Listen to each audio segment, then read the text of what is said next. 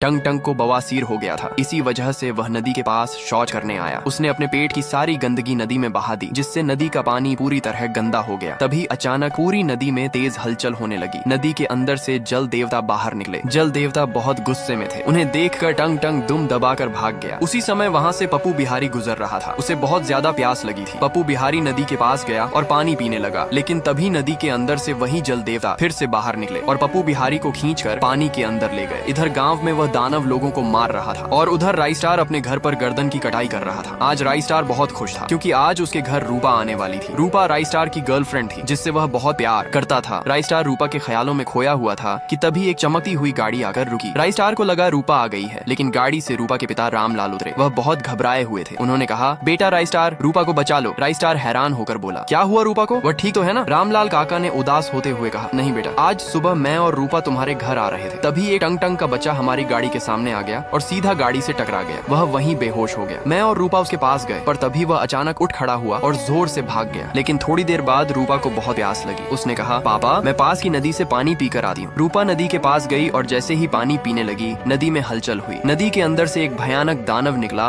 और रूपा को अपने साथ पानी के अंदर खींच ले गया। यह सब देखकर मैं सीधा तुम्हारे पास भाग आया। यह सब सुनकर राइस्टार बहुत परेशान हो गया, लेकिन उसने कहा, जब तक मैं जिंदा हूँ, मेरी रूपा को कोई नुकसान नहीं पहुँचा सकता। राइस्टार तुरंत गाड़ी में बैठा और नदी की तरफ निकल पड़ा। गांव पहुंचकर उसने देखा कि हर तरफ मरे हुए लोगों की लाशें पड़ी हुई हैं। राइस्टार हैरान रह गया। तभी उसे वहीं टंग टंग दिखा। राइस्टार धीरे से उसके पास गया तो देखा टंग टंग बार बार बोल रहा था, ये सब मेरी गलती है, ये सब मेरी गलती है। राइस्टार ने पूछा, तुमने ऐसा क्या कर दिया? टंग टंग ने कहा, कुछ दिन पहले मेरी बीवी टुन टुनी ने मेरे लिए बिरयानी बनाई थी। मैंने बहुत ज्यादा बिरयानी खा ली, इस वजह से मुझे बवासीर हो गया। फिर मैं पास की नदी में जाकर पेट साफ कराया। मेरी इस गलती से नदी गंदी हो गई और जल देवता गुस्से में आ गए। तभी से वह गाँव में तबाही मचा रहे हैं। टंग टंग की बात सुनकर राइस्टार सब समझ गया। अब सवाल यह था कि इस प्रॉब्लम को कैसे रोका जाए। तभी राइस्टार की नजर पास खड़ी गाड़ी पर पड़ी और उसके दिमाग में एक आइडिया आया। राइस्टार ने कहा, टंग टंग, मेरे साथ चलो, अब तुम्हारी गलती को ठीक करते हैं। राइस्टार और टंग टंग जल्दी से गाड़ी में बैठे और एक बड़ी नदी के पास पहुंचे। राइस्टार ने नदी का साफ पानी गाड़ी में भरा और फिर वापस उस गंदी नदी के पास आ गए। जैसे ही साफ पानी नदी में डाला गया, पूरी नदी साफ हो गई। नदी के अंदर से सब लोग बाहर आ गए। राइस्टार को उसकी रूपा मिल गई और टंग टंग को एक बड़ी सीख मिल गई, कभी भी कहीं भी शौच करना अच्छी बात नहीं होती।